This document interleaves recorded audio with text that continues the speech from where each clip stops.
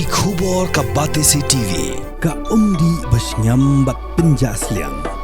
Rupa Premium Meghalaya.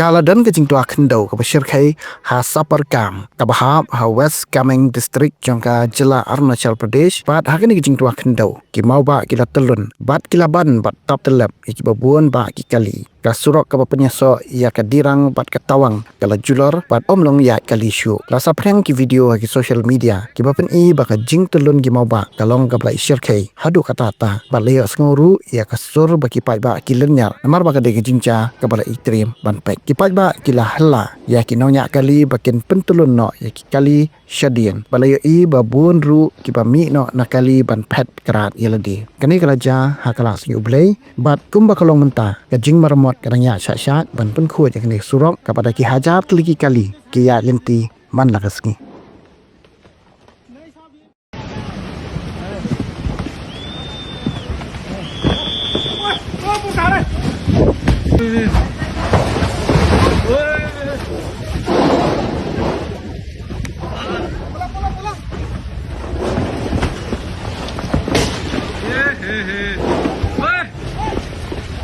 Back मारो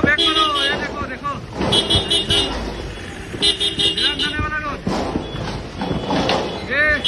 साउंड करने वाला ओए भाई बैक करो जल्दी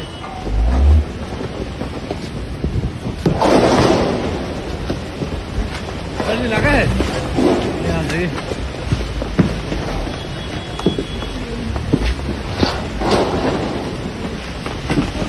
साइड में सर जितनी थोड़ी आदमी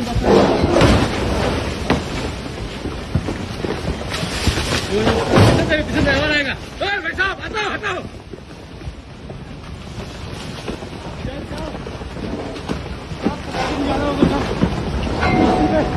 भाई साहब इधर से आते हैं चोट लगी है इसमें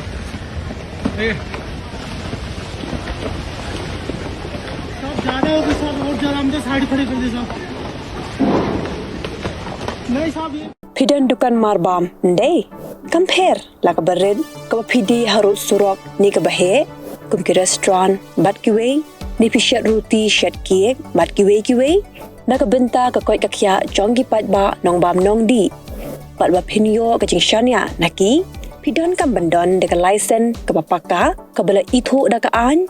kata ka Food Safety and Standards Act Arunachal Khyndew link back section lai phoi iwe kam de ka ba pinyo ek license pila ban apply ko online link back website foscus.fssai.gov.in da ka ba pi hap pan upload ru ki kod kisla badan kam kat kum ka jajing kam jong pi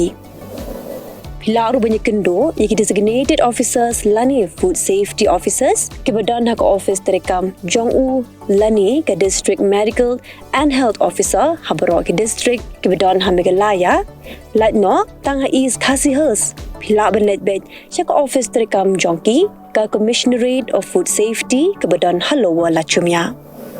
nakabenta ke kot kakya kinong bam nong di Lawan Rashapi daga Commissionerate of Food Safety, Government of Meghalaya, Bat Balakrishnan daga Food Safety and Standards Authority of India.